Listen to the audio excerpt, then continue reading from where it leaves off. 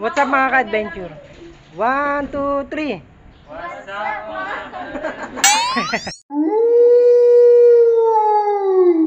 What's up mga adventure? O, isa pa.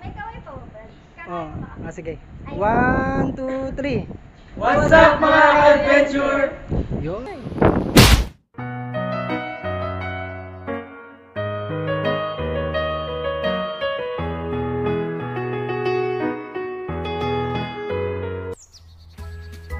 Nandito po kami ngayon sa Mabahong Ilog.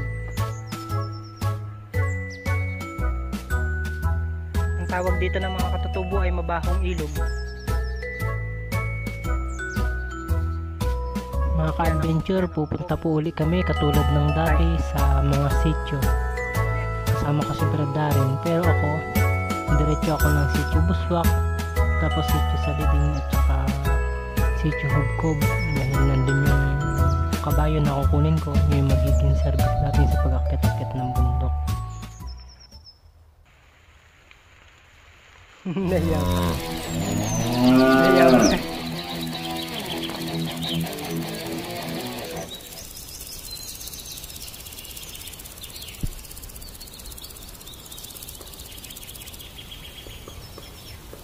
Dumaan o.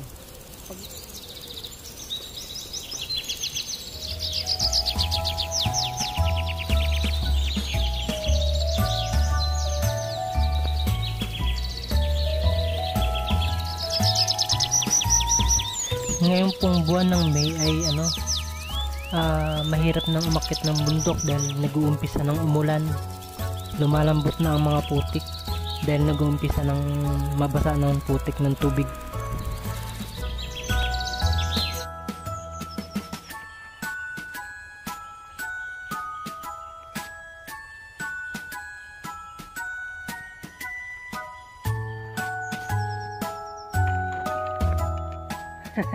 Bakit?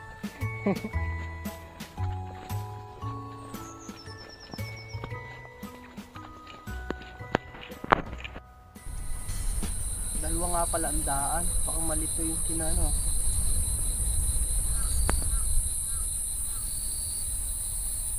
Dito na kami ngayon sa Sitio Timbangan.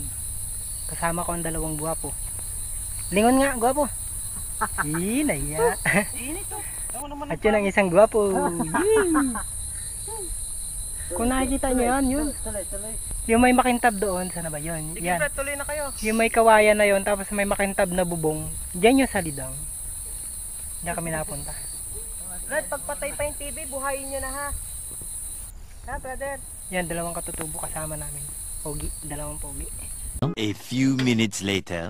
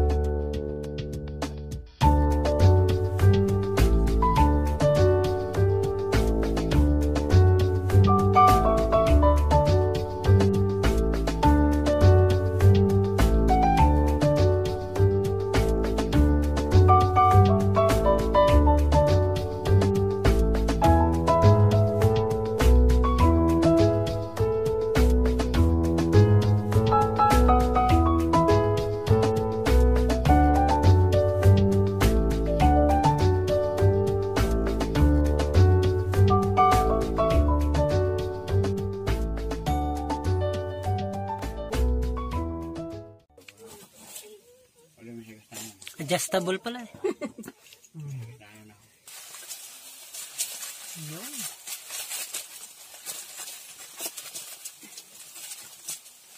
Hindi pa nakakapagluto ng ganyan si Kamang yan. Kulangan sa buhok eh. Pagkagaling nga namin sa sitio Sangay, ay dumiretso kami sa sitio Saliding. Pero hindi kami dumaan dun sa dating dinadaanan namin sa sitio Buswak. Dito na kami nag-shortcut sa boundary ng sitio Timbangan at Sangay. Tapos sa Pastulan kami dadaan dito sa may bundok, sa tuktok ng bundok papuntang Saliding. Siguro gugugol kami ng 3 oras na paglalakad.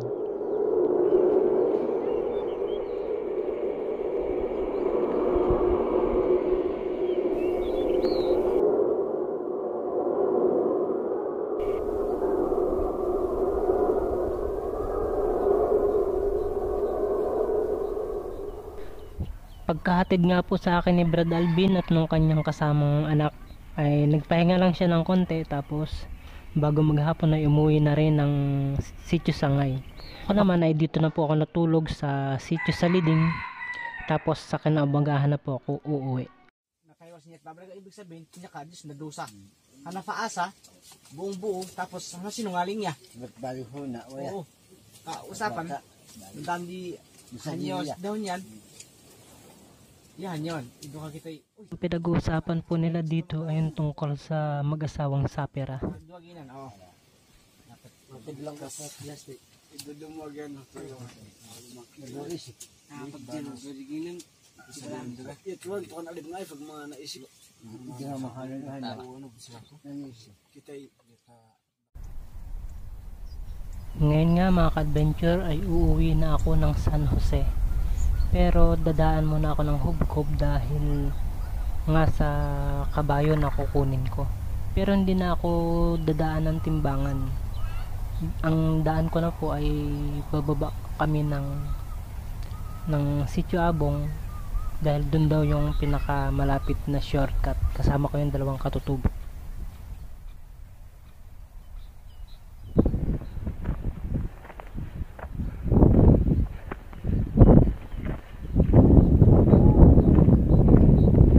May prutas nga po dito na pinakita na naman sila sa akin, na common naman na nakikita natin ito sa bundok.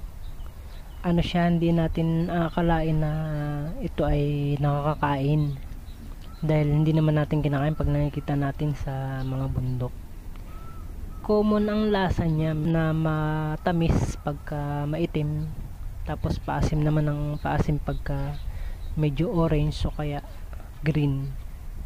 Same lang ng lasa, pati nung isa pang kaninang prutas din na pinakain nila sa akin kanina, pinatikim nila. Same ng lasa pero magkaibang klase ng prutas.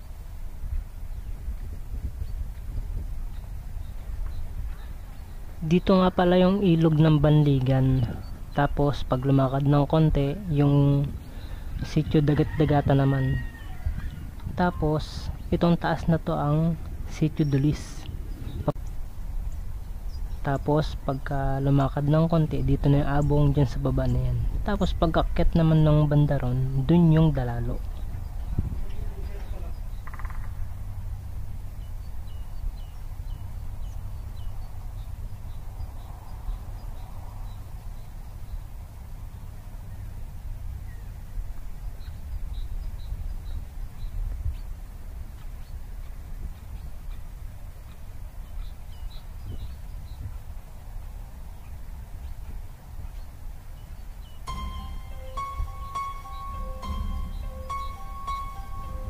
Meron nga po kami ditong nadaan ng Laguna. Dati raw tong Laguna na to ay sagana sa mga isda. Maraming isda dito, tilapia, dalag, mga hipon. Pero magmula nung umpisa ng tag-init, tag-tuyo, naubos ng isda, wala na silang mahuli, kundi mga butete at palaka. Katunayan lamang na walang magagawa ang tao na magagawa ng Diyos, katulad ng pagbibigay sa ating mga tao ng isda. Hindi kayang gawin ng tao ang isda, kundi ang tayong makakagawa lamang ay ang Diyos na may likha. Yan lamang po ay nagpapatunay na talagang ang Diyos ay makapangyarihan sa lahat.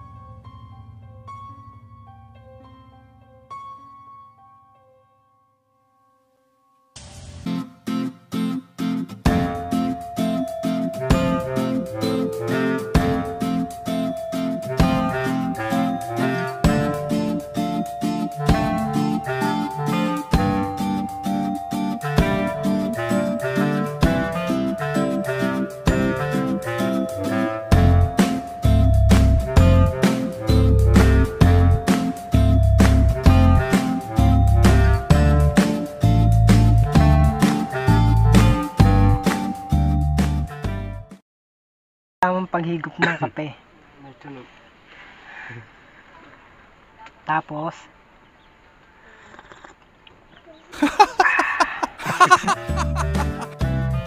tingnan nyo po mga ka-adventure, yung paggawa nila ng bahay dito sa sitio.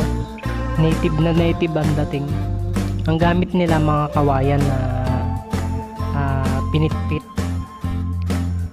Yan, ganyang style ang gusto kong bahay, mga gantong style. Yung yero nila nilagyan lang ng biniak na kawayan, tapos doon na yung pinakadulo niya.